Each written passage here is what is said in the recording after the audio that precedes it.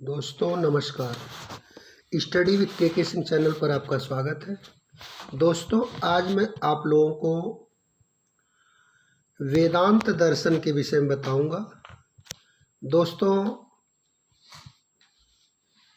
वेदांत दर्शन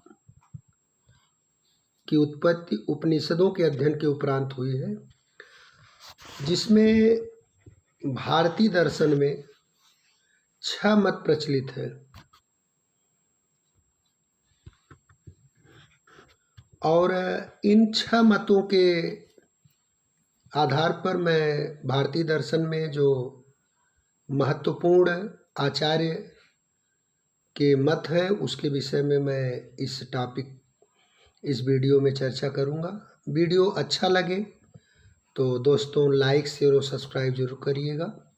अगर इस वीडियो से आपको कुछ ज्ञान मिले तो आप अपने परिवार को और अपने दोस्तों को ये वीडियो ज़रूर शेयर करिएगा।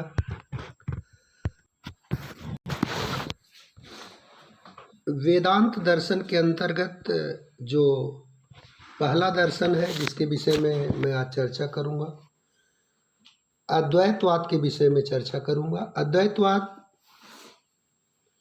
विचारधारा जो है शंकराचार्य जी ने दी है, जिनका जन्म 788 से 820 का इनका समय था। ये 8वीं सदी की विचारधारा है और इस अद्वैतवाद के अंतर्गत शंकराचार्य ने जो मत दिया है, उनका कहना है कि ब्रह्म की ही एकमात्र सत्ता है, ब्रह्म ही एकमात्र सत्य है, ब्रह्म के अलावा कुछ भी नहीं है। माया के कारण व्यक्ति को अलग अलग रूप दिखाई देते हैं, लेकिन जो कुछ है वो मात्र ब्रह्म है। इसी संदर्भ में उन्होंने कहा है, ब्रह्म सत्यम जगन मिथ्या जियो ब्रह्मयो नापर। यहाँ उनके कहने का मतलब ये है कि जो कुछ है वह मात्र ब्रह्म ही है। जगत को यहाँ पर जब शंकराचार्य मिथ्या कहते हैं तो उनके कहने का तात्पर्य है कि जगत ऐसा नहीं है जो दिखाई नहीं देता। वास्तव में जगत अगर सत्य है तो वह असत दिखाई देता है, अगर असत है तो वो सत्य दिखाई देता है। यह माया के कारण होता है। ब्रह्मांड की उत्पत्ति जो ब्रह्म के द्वारा हुई है, वही उसका निमित्त कारण है, वही उपादान कारण है और वह एकमात्र ब्रह्म ही है। दोस्तों यहाँ पे अद्वैतवाद में जहाँ अद्वैत अ प्लस द्वैत, यहाँ अ का तात्पर्य है नहीं, मतलब उसमें कोई भी द्वैत नहीं है, दो कुछ भी नहीं है। जीव अपने आप को ब्रह्म से अलग माया के कारण समझता है। दोस्तों मैं आपको बताना चाहूँगा कि शंकराचार्य के गुरु का नाम गोविंद था और गोविंद के गुरु जी का नाम गौड़पाद था। यहाँ पे अद्वैतवाद की विचारधारा भारतीय दर्शन में महत्वपूर्ण विचारधारा है। इसमें एको ब्रह्म द्वितीयो नास्ति, यह बात कही गई है और व्यक्ति को माया के कारण, माया के आवरण के कारण केवल वह दो दिखाई देता है, वास्तव में दो नहीं है। वह जो है वह दिखाई नहीं देता। इस संदर्भ में शंकराचार्य जी ने रस्सी को देखकर कहा कि व्यक्ति को अज्ञानतावश रस्सी में सांप का बोध होता है। ऐसा जब तक उसे जानकारी नहीं होती, जब उसे जानकारी हो जाती है तब उसे लगता है कि यह सांप नहीं है तो रस्सी थी।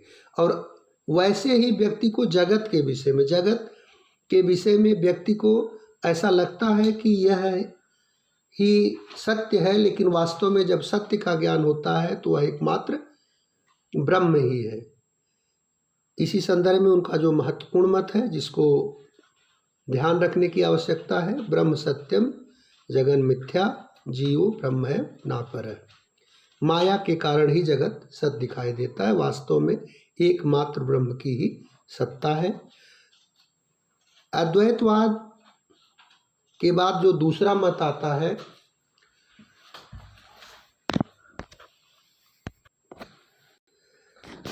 विशिष्टाद्वैतवाद। विशिष्टाद्वैतवाद की विचारधारा 11वीं सदी की विचारधारा है, जो रामानुजाचार्य जी ने दिया है। इन्होंने शंकर के अद्वैतवाद के विषय में एक अलग मत प्रस्तुत किया। उनका कहना था कि शंकराचार्य का जो ये कहना है कि ब्रह्म निर्गुण है, वह सही नहीं है। जहाँ शंकराचार्य नेति नेत की बात करते हैं, वहीं पर रामानुजाचार्य ईश्वर ब्रह्म को सगुण और ईश्वर के रूप में बात करते हैं। उनका मानना है कि जीव ईश्वर तो नहीं है, लेकिन जीव ईश्वर जैसा है, लेकिन वह ईश्वर नहीं बन सकता है। इस संदर्भ में उन्होंने भेद की बात की है। उन्होंने कहा है कि इसमें स्वगत भेद पाया जाता है। भेद 3 प्रकार के होते हैं, सजाति भेद, विजातीय भेद और स्वगत भेद। सजाति भेद का तात्पर्य है जब एक ही प्रकार की चीज़ों के बीच भेद पाया जाता है। जैसे गाय है, भैंस है, बकरी है, वो काली भूरी जैसे अलग अलग है, तो हम कह सकते हैं काली गाय, भूरी गाय, सफ़ेद गाय। विजातीय भेद का तात्पर्य होता है जैसे गाय और भैंस में भेद है। वहीं पे स्वगत भेद का तात्पर्य है कि जैसे गाय है, गाय के अलग अलग अंगों में भेद। गाय जैसे गाय का कान है, गाय का पैर है, गाय की पूंछ है, वह गाय नहीं है, लेकिन गाय से अलग भी नहीं है। उसी तरीके से जीव ईश्वर का भी भाग है, लेकिन वह ईश्वर नहीं है। इसीलिए इनके दर्शन को विशिष्ट प्रकार का अद्वैत कहते हैं, इसलिए विशिष्टाद्वैतवाद कहते हैं इनके सिद्धांत को। और इनका कहना है कि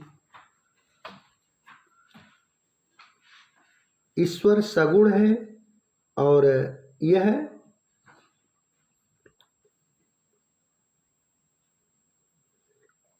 ब्रह्म के द्वारा ही उत्पत्ति हुई है इसकी। लेकिन जहाँ हम जीव को ईश्वर के प्राप्त करने के लिए मार्ग के रूप में अपना सकते हैं, लेकिन ईश्वर नहीं बन सकते हैं। इसीलिए इनके वेदांत दर्शन के इनके सिद्धांत को विशिष्ट प्रकार का अद्वैत कहते हैं।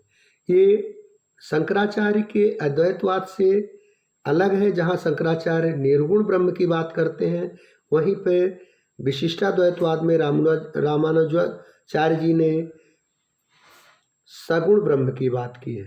और जहाँ पर शंकर ने किसी प्रकार के भेद को स्वीकार नहीं किया है, वहीं पर विशिष्टाद्वैतवाद में रामानुजाचार्य ने स्वगत भेद के सिद्धांत को अपनाया है। दोस्तों, वेदांत दर्शन के अंदर तीसरा सिद्धांत है द्वैत दर्शन। द्वैत दर्शन के विषय में जो विचारधारा है वो 13वीं शताब्दी में माधवाचार्य जी ने दिया है। दोस्तों, मैं आपको बताना चाहूँगा कि इनकी किताब का नाम था पूर्ण प्रज्ञ भाष्य। पूर्ण प्रज्ञ भाष्य, जिसके अंतर्गत इन्होंने अद्वैतवाद और विशिष्टाद्वैतवाद से अलग एक अपना मत प्रस्तुत किया। इनका कहना था कि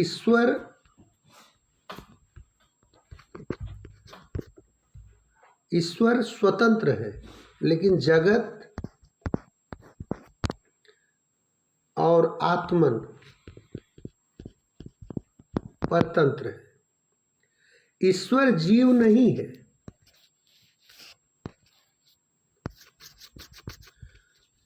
ईश्वर जीव नहीं है, लेकिन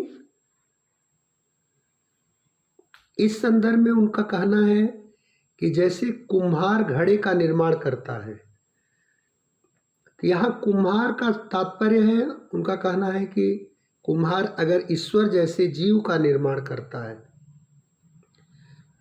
तो जीव और जगत दोनों में अंतर है और ईश्वर उससे अलग है, लेकिन जीव जगत ईश्वर पर निर्भर है क्योंकि वही उसका निर्माण करता है। इसी संदर्भ में उनके मत को द्वैत दर्शन कहा जाता है। द्वैत दर्शन के अंतर्गत उनका कहना है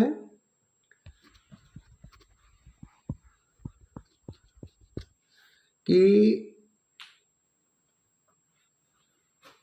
ईश्वर जीव नहीं है, लेकिन जीव का निर्माण करने वाला, जगत का निर्माण करने वाला ईश्वर ही है।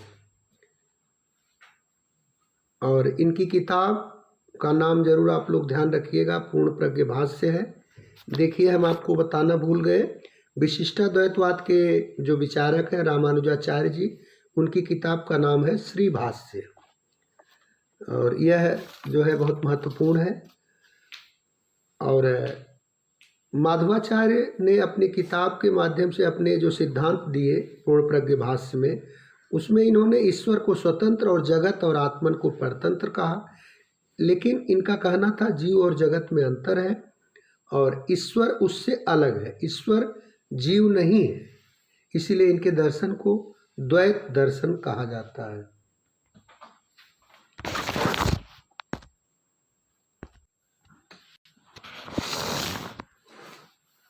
अब मैं चौथे दर्शन की चर्चा करूंगा। 13वीं 14वीं शताब्दी में द्वैतवाद दर्शन, जिसके विचारक थे निम्बकाचार्य। निम्बकाचार्य की किताब का नाम है वेदांत परिजात। इसके अंतर्गत उन्होंने द्वैत और अद्वैत का एक अलग तरीके से विवेचन किया है। उनका कहना था कि ईश्वर के ऊपर ही जीव जगत निर्भर है, ईश्वर के ऊपर ही जीव जगत निर्भर है, लेकिन जीव और जगत को ईश्वर नहीं कहा जा सकता। उनका कहना था कि ईश्वर सगुण भी है और ईश्वर निर्गुण भी है। इस संदर्भ में उन्होंने वृक्ष का उदाहरण दिया। उनका कहना था कि जैसे वृक्ष में तना पत्तियां होती हैं, लेकिन तना और पत्तियों को वृक्ष नहीं कहा जा सकता, लेकिन वो उससे अलग भी नहीं है। इसी संदर्भ में उन्होंने समुद्र की लहरों का उदाहरण दिया। जैसे समुद्र की लहर है, समुद्र की लहर एक क्रम में चलती है, लेकिन इन लहरों को समुद्र नहीं कहा जा सकता, लेकिन ये समुद्र से अलग भी नहीं है। इसीलिए इनके दर्शन को द्वैतवाद कहा जाता है। और इनका मत है कि ईश्वर सगुण भी है, निर्गुण भी है। ईश्वर को द्वैत और अद्वैत की कल्पना व्यक्ति की सोच पर निर्भर करती है, इसलिए इनके दर्शन को द्वैतवाद दर्शन कहा जाता है। और जीव जगत और ईश्वर एक अलग भी है और उस पर निर्भर भी है। इसी संदर्भ में इन्होंने समुद्र की लहरों और वृक्ष, तना और पत्तियों का उदाहरण दिया। दोस्तों, द्वैतवाद दर्शन आपको समझ में आ गया होगा।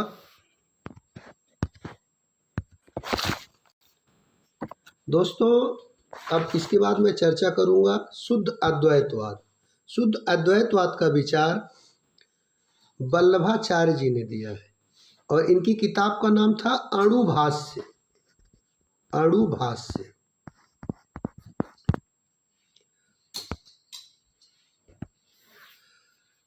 इसके अंतर्गत उन्होंने कहा कि ब्रह्म ही एकमात्र सत्य है, ब्रह्म ही सत्य है, इसमें भेद अभेद की बात ही नहीं है। ईश्वर भक्ति द्वारा प्राप्त किया जा सकता है, व्यक्ति उसे प्राप्त कर सकता है। उन्होंने इस संदर्भ में दीपक की लौ का उदाहरण दिया। जिस प्रकार से लौ एक सतत है, वैसे ही ईश्वर को व्यक्ति अपने भक्ति द्वारा प्राप्त कर सकता है। इसी संदर्भ में वल्लभाचार्य ने श्री कृष्ण की भक्ति के संदर्भ में श्री कृष्ण को ही एकमात्र ब्रह्म माना है, और उनका कहना है कि जिसकी प्राप्ति व्यक्ति अपने भक्ति के माध्यम से कर सकता है। जैसे लौ अलग अलग होती है, लेकिन व्यक्ति को ऐसा लगता है कि ये लौ जल रही है, अलग अलग है, लेकिन ये दीपक का निर्माण करती है। वैसे जो संपूर्ण सत्ता है वही ईश्वर है। व्यक्ति ईश्वर नहीं बन सकता, लेकिन ईश्वर को प्राप्त कर सकता है अपने भक्ति के मार्ग से। वल्लभाचार्य ने इसी संदर्भ में ब्रह्म को शुद्ध अद्वैत कहा है। उनका कहना है कि ब्रह्म ही एकमात्र सत्ता है, जिसका ज्ञान हमें अपने भक्ति के माध्यम से, अपने ज्ञान के माध्यम से प्राप्त किया जा सकता है। और यह सगुण है, ईश्वर को निर्गुण इन्होंने नहीं माना है। इसमें भेद और अभेद की बात ही नहीं है। यह एक व्यक्ति की कल्पना है कि भेद है या अभेद है।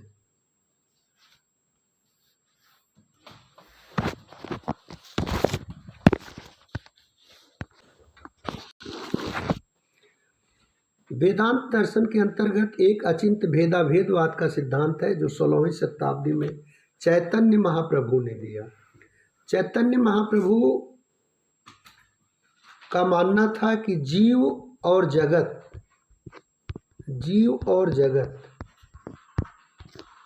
ईश्वर पर निर्भर है, सब कुछ ईश्वर।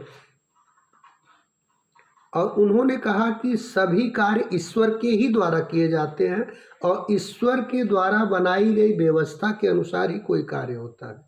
उन्होंने इस संदर्भ में मकड़ी और जाला का उदाहरण दिया। उन्होंने कहा कि जैसे मकड़ी अपने शिकार को पकड़ने के लिए या तो खुद कार्य करती है, या उसके अपने जाल में फंसाने के लिए वो जाल का निर्माण किए रहती है, वैसे ही ईश्वर संपूर्ण व्यवस्था को संचालित करता है। लेकिन अगर वह नहीं कार्य कर रहा है तो उसके द्वारा बनाई गई व्यवस्था के अनुसार कार्य होता है। यह अचिंत्य भेदाभेद का उदाहरण है। यहाँ पर चैतन्य महाप्रभु ने यह कहा है कि जीव और जगत ईश्वर पर निर्भर है। अचिंत्य भेदाभेदवाद है ये सिद्धांत। जहाँ ईश्वर कार्य नहीं करता, उसकी शक्तियाँ कार्य करती हैं। और इस तरीके से दोस्तों मैं आपको 6 दर्शनों के विषय में बताया वेदांत दर्शन के अंतर्गत। पहला दर्शन था अद्वैतवाद, दूसरा दर्शन था विशिष्टाद्वैतवाद, और तीसरा सिद्धांत था द्वैतवाद, और उसके बाद था द्वैताद्वैतवाद दर्शन। और उसके बाद हमने आपको शुद्ध अद्वैत दर्शन के विषय में बताया, और उसके बाद अचिंत्य भेदाभेदवाद का सिद्धांत बताया, जो चैतन्य महाप्रभु ने दिया। दोस्तों, मैंने वेदांत दर्शन के अंतर्गत इन 6 दर्शनों के विषय में प्रकाश डाला। अगर आपको वीडियो अच्छा लगा हो तो लाइक शेयर और सब्सक्राइब जरूर करिएगा। अपने दोस्तों में भी शेयर करिएगा, अपने परिवार में शेयर करिएगा, जिससे वेदांत दर्शन के विषय में जानकारी प्राप्त हो। और दोस्तों, इस वीडियो के माध्यम से मैंने एक छोटा सा प्रयास किया। अगर आपको अच्छा लगे तो लाइक या एप्रिशिएट जरूर करिएगा। वीडियो देखने के लिए दोस्तों धन्यवाद।